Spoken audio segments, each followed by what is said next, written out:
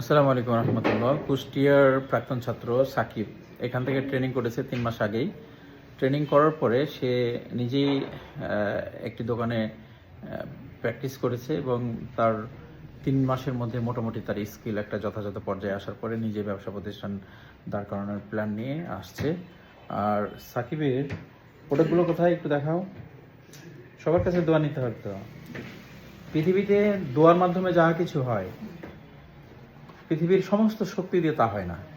এখানে কার্টুন দেখতে পাচ্ছি আমরা, এই যে কার্টুন, এই কার্টুনের প্রোডাক্টগুলো তার, এবং ভালো কোয়ালিটির হার্ডওয়্যারের ইনস্ট্রুমেন্ট সে নিয়েছে। একটা একটা গল্প শোনায়, হ্যাঁ, এই গল্পটা সময়ের গল্প, সময়ের মূল্যবোধ সৃষ্টি করাবে আপনাদেরকে। শুনবেন? আচ্ছা, সময়ের মূল্যবোধ নিয়ে একটা কথা বলি। সাকিব, কত সালে তুমি মোবাইল ফোন সার্ভিসিং এর কাজ আমার কাছে শেখার জন্য বাসা থেকে প্রস্তাবনা পেশ করা হয়েছিল? 2017-তে তুমি ডিপ্লোমা ইঞ্জিনিয়ারিং কমপ্লিট করেছো, রাইট? জি স্যার।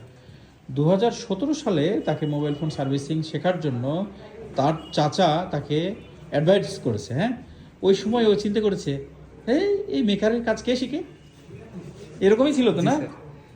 মানে নাক ছিটকানোর যে গল্পটা আছে না, অ্যাজ লাইক সেম, এই কাজ কে শিখে?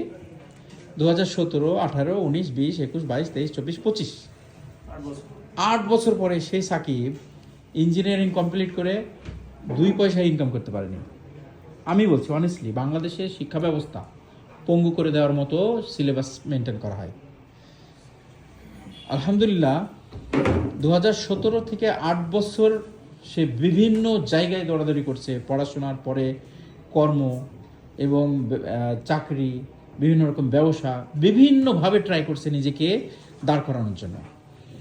শেষ পর্যন্ত 2025 সালে এসে সব কিছুকে ত্যাগ করে গ্লোবাল নলেজে এসে প্রশিক্ষণে এই সাকসেসটা আরও আগে আসতো, কারণ আমরা যে চ্যালেঞ্জটা নিয়েছিলাম এই প্রোডাক্টটা আরও 3 মাস আগে তার ঘরে ঢুকতো।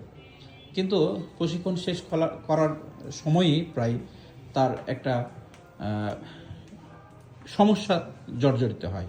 এটা ব্যক্তিগত বিষয়, সে বিষয়ে না বলে সমস্যার কারণে সাকিব পিছিয়ে গেছে। তারপরে সে মোটামুটিভাবে 3 মাস প্র্যাকটিসের মধ্যে ছিল এবং তার সাহস হয়েছে। আজকে প্রায় লাখখানিক টাকার প্রোডাক্ট সে কিনেছে এবং এই সাহসিকতার জায়গাটা তৈরি হয়েছে, তার অ্যাক্টিভিটি তৈরি হয়েছে এর জন্য। তো সর্বোপরি আমরা জীবন থেকে কত মাস হারালাম, কত বছর?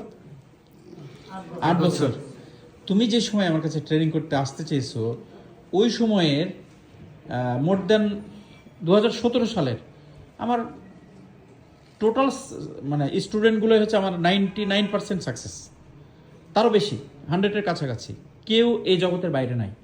কিন্তু এই 17 সালে যতগুলো ছাত্র ছিল, এই 1 বছরের মধ্যে টোটাল ছাত্রদের মধ্যে কমপক্ষে 15 জন ট্রেনার তৈরি হয়েছে।